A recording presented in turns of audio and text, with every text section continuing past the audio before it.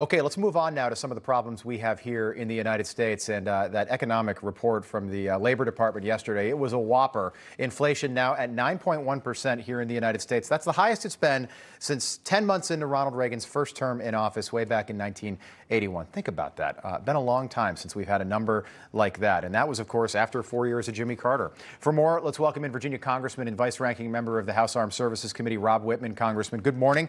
Good to see you. Quite a report yesterday. Wondering what you make of that and how bad things are going to get before we get to the midterm elections.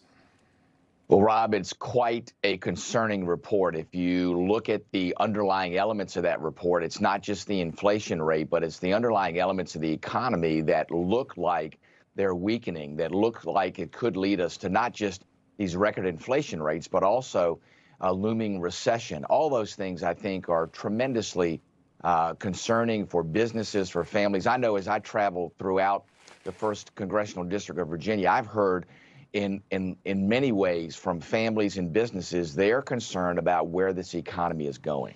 Yeah, and it's interesting, you know, earlier this week, the administration is talking about building back, Build Back Better, a tamped-down version, a $1 trillion version of Build Back Better.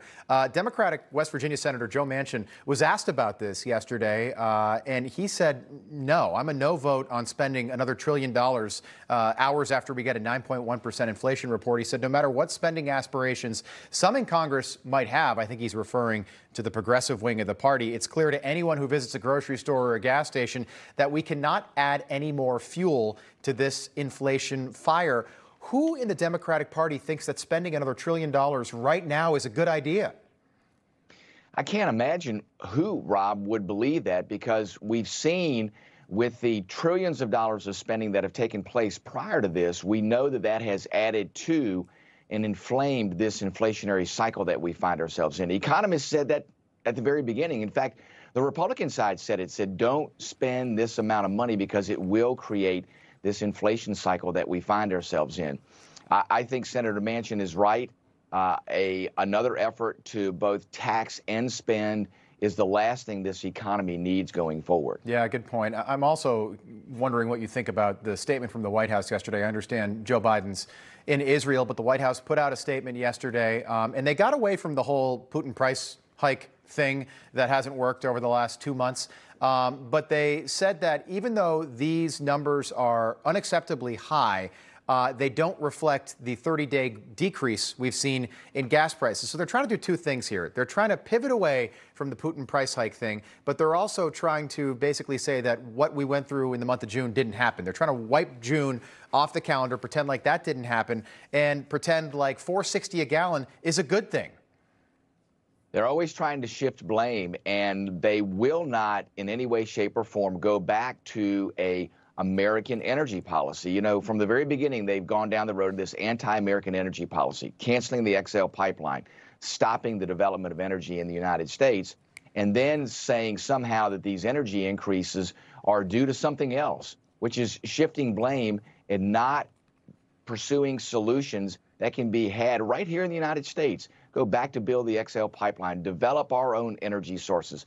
Prior to the Biden administration, we were energy independent. In fact, we were a net exporter of energy. Yeah. We're not there today. And all the numbers enforce that. Congressman, I know that the state of Virginia has had some really tough weather recently. Your new governor there, Glenn Youngkin, declaring a state of emergency after flooding in Buchanan County. What's the latest out of, take a look at this. This is from WCYB television station down there. What's the latest right now? Well, we've had significant amounts of localized rainfall there that have very, very negative impacts on many of these counties. The governor's on top of it. He has his emergency response folks in these communities determining what are the needs in those communities. He's done a great job in making sure the communities are getting what they need, making sure, too, that he's keeping the National Guard on standby in case. So there's a lot of things that are needed right now for these communities to get back on their feet. We hope that there's a respite there. We've seen this cycle of storms that came in over the weekend. In some areas, localized rainfall, Rob, in areas 5 and 6 inches an hour was the rate the rain was coming down. So it's just incredible. And we know in these mountainous regions, it doesn't take many hours of that rate of rainfall to really have a negative impact on those communities. Beautiful country, though, when the weather is nice out there in the western part of Virginia. Congressman, look forward to having you back. Thanks so much for your time. Thanks so much, Rob. Hey, I'm Rob Finnerty. Thanks for watching. If you enjoyed this video, please join the conversation in the comments below. Don't forget to subscribe, too. Hit the bell icon to be alerted to breaking news. And remember, there's a whole lot more on Newsmax TV, America's fastest growing cable news network. Newsmax TV, we're real news for real people.